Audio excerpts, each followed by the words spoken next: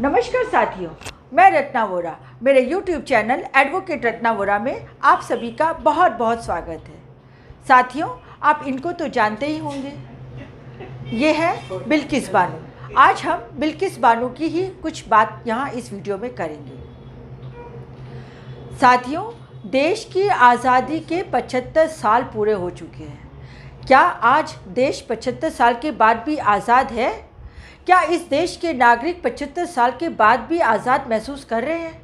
क्या इस देश के मूल निवासी, इस देश के बहुजन समाज, इस देश के आदिवासी, अनुसूचित जाति, शूद्र समाज, निचले समाज के लोग, पिछड़े समाज के लोग और क्या इस देश की महिलाएं आज़ाद हैं?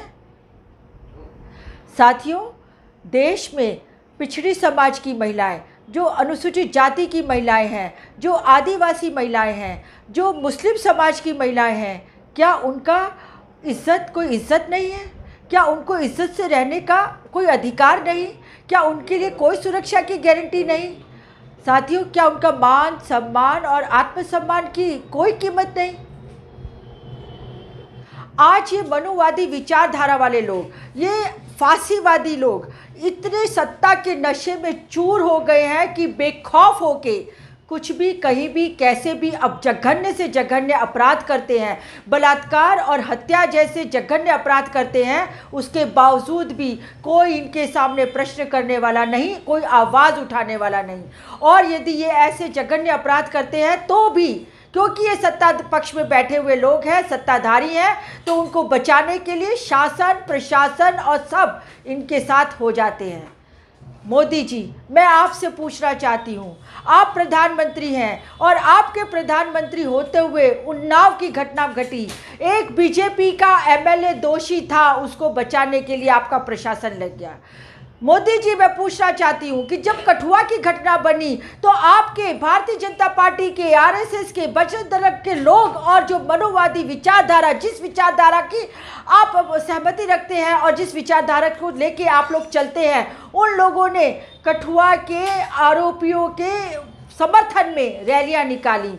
मोदी जी, मैं आपसे पूछना चाहती हूँ कि जब हाथरस की घटना हुई और उस हाथरस की घटना में शासन, प्रशासन और यहाँ तक कि पूरे का पूरा आपका महकमा लग गया उस हाथरस की घटना को छुपाने के लिए, ढांकने के लिए, और आपके यूपी के मुख्यमंत्री योगी आदित्यनाथ जी रात के 2 बजे जब उस बच्ची की लाश को प्रशासन ने खुद जलाया और माँ बाप को उसकी आखिरी अंत्येष्टि तक नहीं करने दी, उस रात को 2 बजे आपके मुख्यमंत्री लैपटॉप पे बैठ के पूरे दृश्य का नज़ारा देख रहे थे और जलती हुई चिता को देख के अपने आप में शायद गर्व महसूस कर रहे होंगे।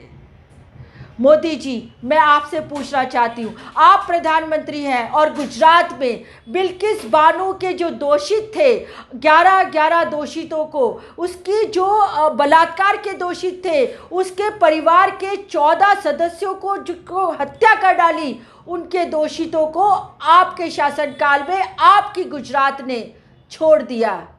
मोदी जी, आप किस तरह से महिलाओं की अस्मिता की बात करेंगे? बताइए मोदी जी। मोदी जी, आपने 15 अगस्त 2022 को लाल किला से झंडा फहराते हुए महिला अस्मिता की बात करी, आज़ादी के अमृत महोत्सव की बात करी, पर मैं कहती हूँ कि आज़ादी का अमृत महोत्सव नहीं था, ये आज़ादी का काला दिन था, ये गुलामी का काला दिन था। फांसीवाद की गुलामी, मनुवाद की गुलामी, ब्राह्मणवाद की गुलामी, ये इन सब का गुलामी के तहत ये एक काला दिन था। आपको मैं बताना चाहती हूँ कि 15 अगस्त से ठीक 2 दिन पहले एक दलित बच्चा, जो एक अछूत बच्चा, जो एक भीम वंशज था जालौन में, उसकी हत्या पीट करके सिर्फ इसलिए कर दी गई क्योंकि उसने गांव के स्कूल के जो स्वर्णों के लिए मटकी रखी थी उसमें से पानी पी लिया। मोदी जी, और 15 अगस्त को इससे ज़्यादा और क्या होगा कि 15 अगस्त को एक तरफ आप स्त्री अस्मिता की बात कर रहे हैं और दूसरी तरफ आपकी गुजरात सरकार बिल्किस बानो के दोषितों को खुलेआम छोड़ रही है। कानूनी दाव पेच के तहत आपने उनको छुड़वा दिया। तो मैं क्या समझूं मोदी जी कि आप लोग बलात्कारियों के साथ हैं, आप हत्यारों के साथ हैं। देखिए मोदी जी, आपने क्या कहा था 15 अगस्त 2022 को लाल किला से झंडा फहराते हुए महिलाओं के बारे में। सुनिए जरा, आपने क्या कहा। हमारी बोलचाल में, हमारे व्यवहार में, हमारे कुछ शब्दों में हम नारी का अपमान करते हैं।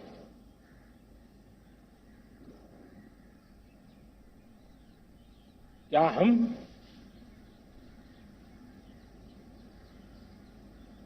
स्वभाव से, संस्कार से, रोजमर्रा की जिंदगी में नारी को अपमानित करने वाली हर बात से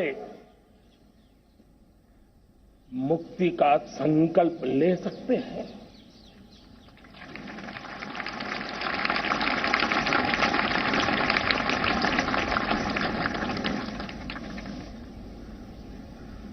नारी का गौरव।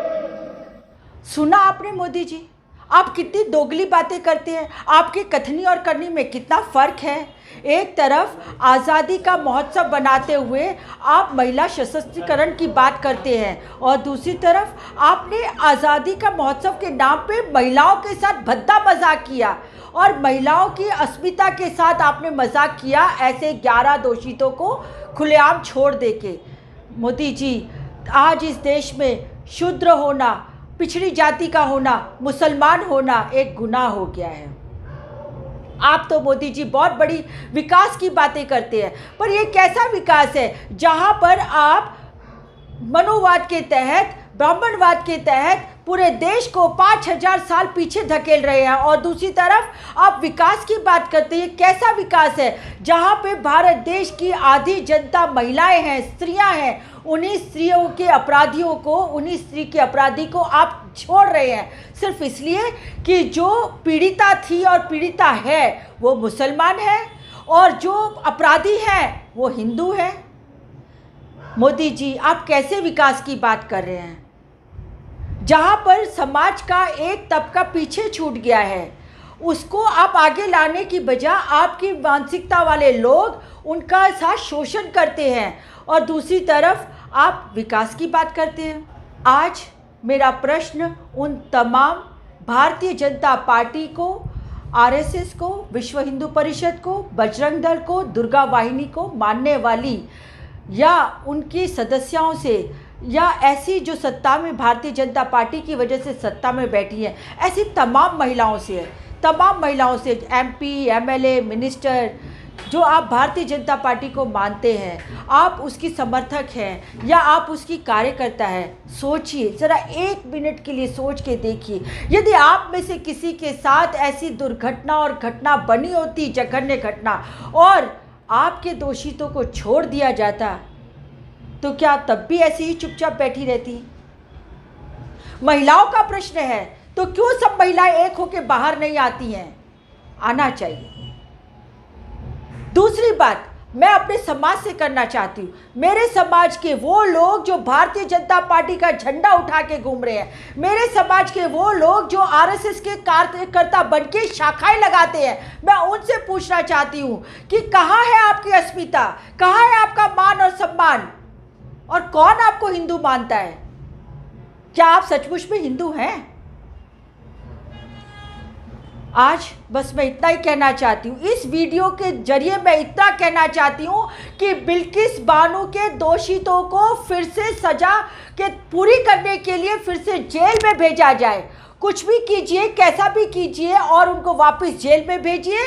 ये सिर्फ और सिर्फ एक रत्ना वोरा की डिमांड नहीं है, एक रत्ना वोरा की मांग नहीं है, परंतु पूरे देश की महिलाओं की मांग है कि ऐसे दोषितों को वापस जेल में भेजना चाहिए। आज मैं आपसे इतनी ही कहूँगी और इसके साथ ही मैं यहाँ आपसे विदा लेती हूँ। फिर मिलूँगी एक नए वीडियो के साथ। तब तक के लिए जय भीम, नमस्कार, नमो बुद्धाय।